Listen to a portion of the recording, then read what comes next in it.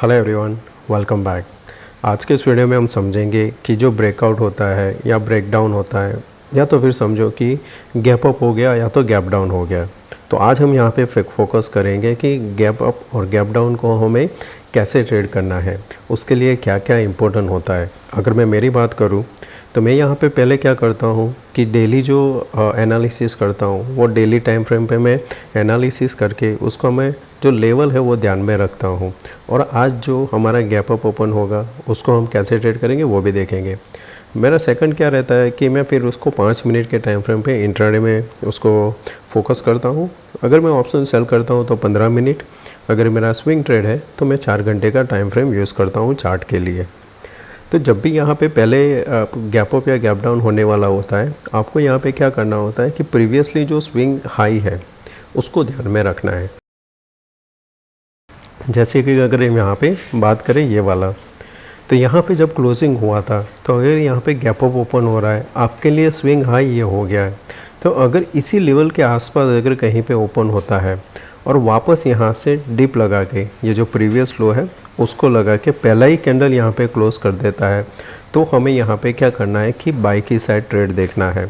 क्योंकि यहाँ पे क्या है कि ये हमारा क्या था, रेजिस्टेंस था, ये रेजिस्टेंस था, उसके ऊपर हम खुल गए और पहला कैंडल हमने दोनों के ऊपर क्लोज कर दिया। यानी कि अभी ये मोमेंटम क्या हो जाएगा, जिन्होंने यहाँ पे शॉर्ट किया है वो यहाँ पे ट्रैप है, वो एग्जिट करेंगे और आपको ऊपर लेके जाएंगे। ऊपर कहाँ तक लेके जाएंगे, आपका सिंपल टारगेट रहना चाहिए प्रीवियसली जो जोन रहता है कि यहाँ पे एक और स्विंग हाई था, तो ये आपका पहला टारगेट होना चाहिए। यहाँ पे हमें बुक कर देना है। यानी अगर आप एंटर यहाँ पे होते हो 449 है और यहाँ पे आपका है 550, 60 पॉइंट आपको यहाँ पे क्लियर ट्रेड मिल जाएगा। फिर हमें ऐसे ही आगे फिर इसको शॉर्ट कब करना है, वो अगर करना है तो क्या देखना है कि आपको डबल टॉप देखना है या तो फिर एक छोटा सा ट्रेंड लाइन बना दो। जब कंसोलिडेशन हो रहा है आपको यहाँ पे ट्रेंड लाइन इस लेवल से बनाने का एक कंफर्मेशन ज़रूरी है। तो कंफर्मेशन में जो बात कर रहा हूँ, जैसे ब्रेकडाउन हुआ, वापस इस लेवल पे आया, फिर इसने सस्टेन नहीं किया, तो ये आपका यहाँ पे कंफर्मेशन सेल की साइड हो जाता है। इसमें भी टारगेट कौन सा होगा, जहाँ पे आपकी शुरुआत हुई थी, जहाँ पे आपका लास्ट टाइम रेजिस्टेंस था, वही एक सपोर्ट का काम करेगा। अब ये भी देखो यहाँ पे इसने सपोर्ट का काम किया है।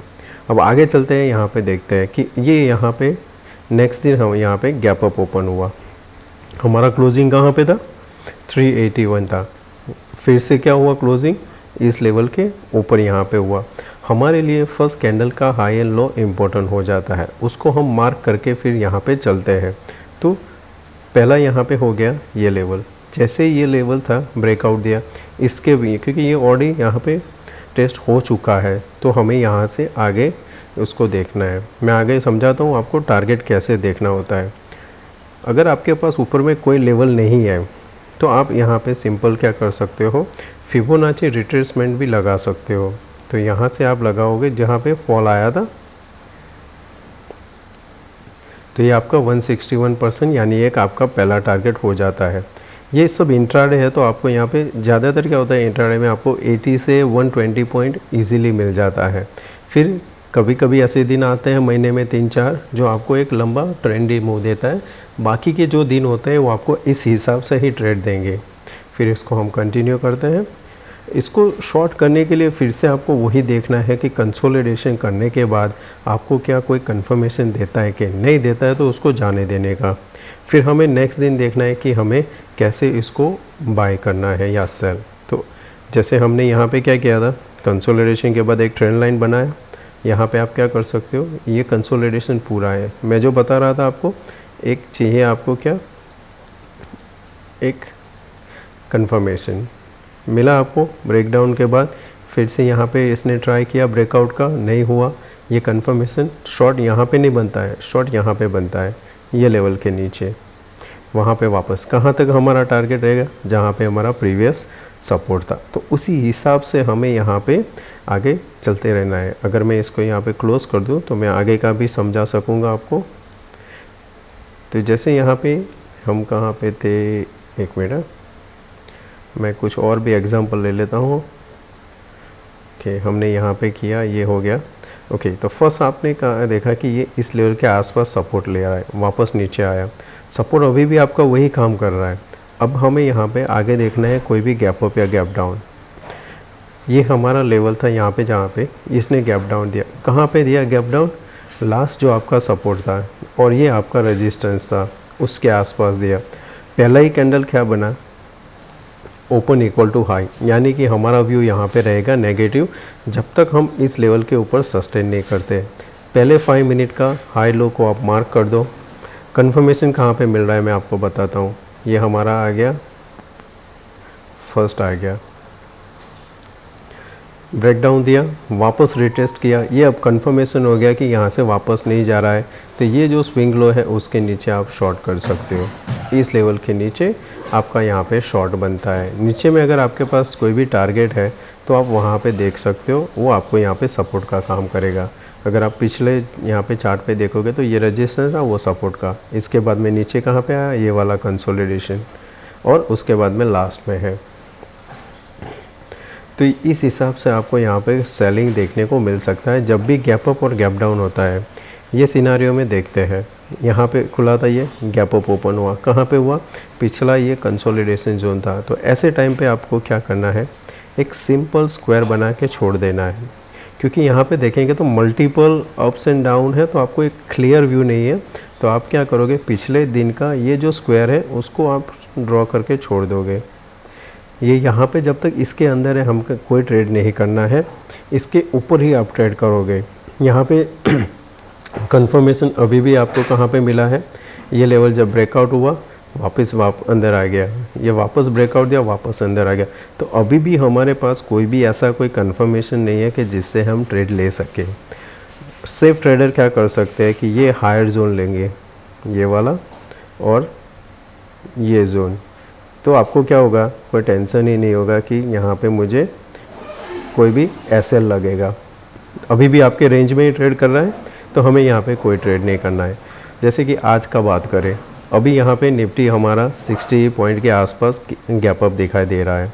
तो हो सकता है बैंक निफ्टी हमारा 150, 160 या तो 200 पॉइंट के आसपास गैप अप ओपन हो। वो सिनारियो में अभी यहाँ पे निफ्टी 510 है, आपका 60 पॉइंट यहाँ पे काउंट करें। मैं यहाँ पे ऐड करता हूँ 60 पॉइंट प्राइस रेंज। तो मेरा जो क्लोजिंग है यहाँ से मुझे चाहिए 60 पॉइंट। तो अगर आप सिंपल भी यहाँ पे देखोगे तो ये जो अभी 60 पॉइंट दिखाई दे रहा है वो क्या है? ये आपका ये प्रीवियस जोन। तो आपको यहाँ पे इसी के आसपास ये ओपन होता हुआ दिखेगा, क्योंकि ये 560 का इसका रेजिस्टेंस था। तो हमें क्या ध्यान में रखना है? अगर ये 560 के ओपन होता है, एक क्विक फॉल आता है, 539 को होल्ड कर जाता है और वही कैंडल आपका 555 के आसपास क्लोज करता है। जब नेक्स्ट कैंडल ब्रेकआउट देगा हम वहाँ पे बाय करेंगे और हमारा टारगेट पहला होगा 610। यही एक सिंपल ट्रिक रहता है जहाँ पे आप बाय करके चल सकते हो। फिर यहाँ पे फिर से कंसोलिडेशन होगा, क्योंकि यहाँ पे हुआ था, और फिर जब ब्रेकआउट आएगा वो आपको 670 तक लेके जाएगा। क्लियर हमारा व्यू रहना चाहिए हमें इसमें कैसे ट्रेड करना है। और इसमें दूसरी चीज़ क्या होती है, जब आप डेली चार्ट देखते हो, एग्जांपल हम यहाँ पे बैंक निफ्टी ले लेते हैं, चलो निफ्टी ले लेते क्योंकि उसमें ही हमने समझा है।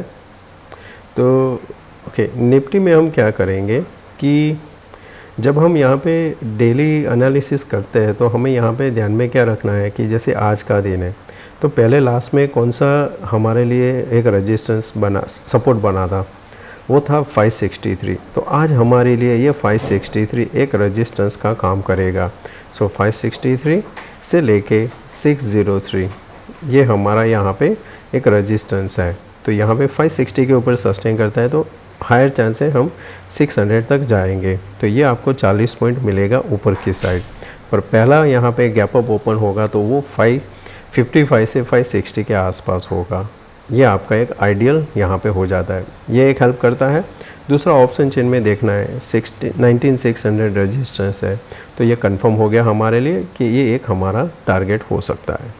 तो बस दोस्तों ऐसे ही हमें यहाँ पे गैप अप और गैप डाउन को ट्रेड करना होता है, जहाँ पे हमारा पास्ट में जो सपोर्ट एंड रेजिस्टेंस है वो हेल्प करता है। तो मैं आशा करता हूँ आज का ये वीडियो पसंद आया होगा। अच्छा लगा दोस्तों तो लाइक एंड शेयर जरूर करना। Thank you. मिलते हैं नए वीडियो में। Take care, bye bye.